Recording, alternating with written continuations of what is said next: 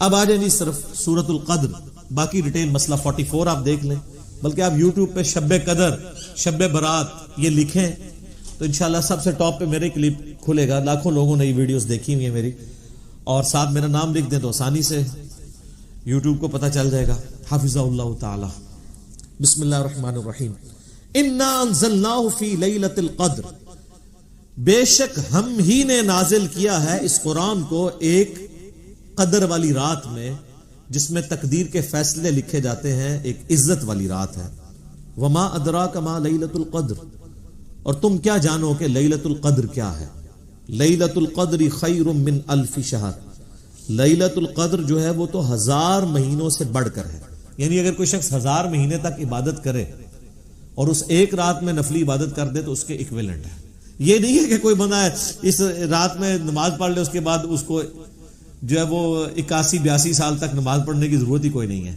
یہ نفلی نماز کی، نفلی عبادت کی بات ہو رہی ہے. فرض تو میرے بھائی اللہ بڑا ڈاڈا ہے، وہ تو روزانہ آپ کو مرنا پڑے گا اللہ کے لیے. ایک دن مرنے پہ تو اس نے جنت دینی نہیں ہے، روزانہ ہی ہر لمحے میں اللہ کے لیے مرنا پڑے گا. آپ کو یہ ڈیسیژن کرنا ہوگا کہ اس معاملے میں میرے رب کی کیا مرضی ہے، میں نے اس کے پیچھے چلنا ہے، اور جس چیز سے اللہ ناراض ہوتا ہے اس سے کنارہ کشی اختیار کرنی ہے. تو 1000 مہینوں سے بہتر ہے. تنزل الملائکۃ والروح فیہا باذن ربہم، اس رات میں فرشتے نازل ہوتے ہیں روح قدس کے ساتھ، یعنی فرشتوں کے سردار جبرائیل علیہ السلام اور ان کے ساتھ باقی فرشتے اللہ کے اذن سے نازل ہوتے ہیں.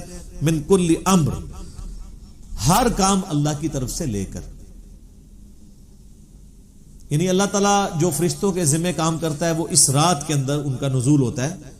اور یہ باقی جو عوام الناس میں کہانیاں مشہور کی ہوئی ہیں نا جی، وہ اس رات سمندر کا پانی میٹھا ہو جاتا ہے، درخت سجدے میں گر جاتے ہیں، یہ ساری کہانیاں میرے بھائی. اب تو CCTV کیمرے ہیں، جہاں گرتے ہیں وہاں لگا لے کیمرہ. آپ کے بزرگ کہانیاں کراتے رہے، ساری کہانیاں پکڑے گی. اب وہ جب ہم کہانیاں پکڑتے ہیں نا، وہ کہتے ہیں بزرگوں کی توہین کرتے ہیں. بھائی بزرگوں نے اپنی توہین خود کروائی ہے نہ، وہ اتنی لمبی لمبی چھوڑ کے جاتے ہیں کہ وہ پکڑی جاتی. اب فرشتوں ان کا درختوں کا سجدے میں گرنا تو ایک فزیکل فینومینا ہے نا. چلیں فرشتوں کا آنا ایک روحانی فینومینا ہے، وہ تو آپ کیمرے میں کیچ نہیں کر سکتے. لیکن یہ کہنا کہ جی وہ اس رات سجدے میں درخت گر جاتے ہیں تو یہ فزیکل فینومینا ہے نا. تو CCTV کیمرے پوری دنیا میں لگے ہوئے ہیں، کہاں درخت سجدے میں گرتے ہیں؟ ایسا نہیں ہوتا. وہ جس سمندر کا پانی میٹھا ہو جاتا ہے، وہ سر سمندر کا پانی کوئی میٹھا نہیں ہوتا. کراچی والوں سے پوچھ لیں. اور اگر آپ کو یقین نہیں آتا تو لیلۃ القدر اگر اتنی آسان ہے تلاش کرنی آپ کے لیے، تو آپ جا کے 10 دن کے لیے وہاں پہ اعتکاف کر لیں. سمندر کے کنارے مسلمانوں کو اعتکاف کرنا چاہیے، تو روزانہ چیک ہو جائے. مغرب کے وقت ہی جب سمندر کا پانی میٹھا ہو تو وہ پورے ملک میں اناؤنسمنٹ ہو جائے، اور ہماری روحت لال کمیٹی کے چیئرمین ٹی وی پہ آ کے کہہ دیں کہ ہاں جی کراچی کا پانی میٹھا ہو چکا ہے. تمام اہل وطن سے گزارش ہے کہ آج لیلۃ القدر ہے، اس کو فالو کریں. تو یہ ان لوگوں نے کہانیاں لکھی اور دین کا بہت زیادہ نقصان کیا. اللہ کا شکر ہے کہ یہ سچائی کی آواز اس پلیٹ فارم سے بلند ہوئی ہے کہ لوگ بے دین ہونے سے بچ گئے. ادروائز یہ جو دین ان لوگوں نے پیش کیا تھا ان درمیانے بزرگوں نے، پرانے بزرگوں نے نہیں نا، پرانے بزرگ وہ ہیں جن کی یہ کتابیں ہیں. درمیانے بزرگ وہ ہیں جو آج سے 500 سال پہلے، 800 سال پہلے، 1000 سال پہلے گزرے. اسلام کو تو نبی علیہ السلام کے ذریعے طاقت ملے ہوئے 1400 سال ہو چکے ہیں. ویسے تو اسلام حضرت آدم کے زمانے سے. یہ سارے درمیانے بزرگ ہیں. میرا YouTube پہ کلپ بھی ہے، درمیانے بزرگوں اور پرانے بزرگوں میں فرق. یہ جتنے بزرگوں کو کوٹ کرتے ہیں ان میں سے ایک بھی پرانا نہیں ہے. ہاں ہمارے اعتبار سے پرانا ہے، وہ تو آج سے 500 سال بعد جو ہے وہ غلام احمد قادیانی بھی پرانا ہو جائے گا. لیکن ہم نے جو لوگوں کو بتایا اس کے حساب سے وہ درمیانہ ہی رہے گا. پرانے بزرگ پہلے 300 سال کے ہیں، صحابہ، تابعین، تبع تابعین. بعد میں تو کہانی باز ہیں، ان کی کہانیاں جو ہے وہ پرانے بزرگوں سے ملتی نہیں ہیں. تو ان کو آپ پرانے بزرگ کہنا چھوڑ دیں، درمیانے بزرگ بشکار لیں.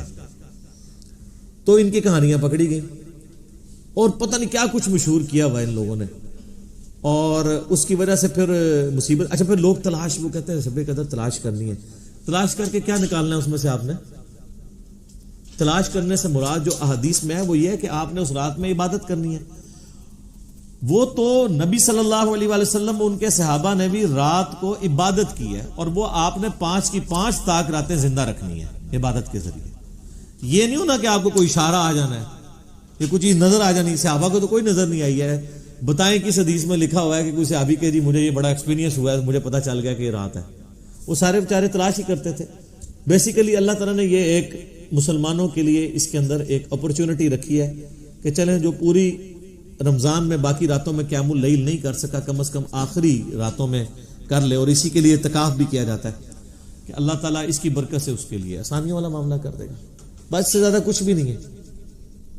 اور سر روزانہ شب قدر ہے آپ کے لیے. تو یہ جو شب قدر کے بارے میں آتا ہے نا کہ فرشتے نازل ہوتے ہیں، آپ نے پڑھا بخاری مسلم میں حدیث ہے کہ روزانہ اللہ تعالیٰ آسمان دنیا پہ نزول فرماتا ہے رات کے تہائی پیر جب رہ جاتا ہے آخر، اور کہتا ہے کوئی مجھ سے مانگنے والا کہ میں اسے عطا کروں، ہے کوئی بخشش مانگنے والا کہ میں اسے بخش دوں، حتیٰ کہ فجر کا وقت داخل ہو جاتا ہے. یہ روزانہ ہر رات کو ہوتا ہے. صحیح مسلم کے اندر حدیث ہے، سیدنا عثمان ابن عفان رضی اللہ تعالیٰ عنہ علیہ السلام کہتے ہیں کہ نبی علیہ السلام نے فرمایا کہ جو شخص عشاء کی نماز جماعت سے پڑھ لے گویا اس نے آدھی رات کا قیام کیا، اور جس نے پھر فجر کی نماز بھی جماعت سے پڑھ لی تو گویا اس نے پوری رات کا قیام کیا. شب قدر کے لیے پوری رات جاگنا بھی کوئی شرط نہیں ہے. اگر آپ رمضان کی طاق راتوں میں یا آخری ساری راتوں میں 10 کی 10 راتوں میں عشاء اور فجر کی نماز اس طرح پڑھ لیں کہ آپ کی کوئی رکعت فوت نہ ہو تو آپ نے لیلۃ القدر پا لی. اشارے اشورے کوئی نہیں ہونے، نظر کچھ نہیں آنا. ٹھیک ہے، یہ نظر آنا یہ اشارے ہونا بند ہو چکے ہیں ہماری ویڈیوز کی وجہ سے. وہ پہلے بھی کچھ نہیں تھا نظر آتا، کہانیاں تھیں، لیکن وہ کہانیاں چیلنج کوئی نہیں کر سکتا. اب کوئی کہانی اس لیے نہیں کرتا کہ اب تو میڈیا آ جائے گا سامنے، وہ فوراً پکڑی جائے گی.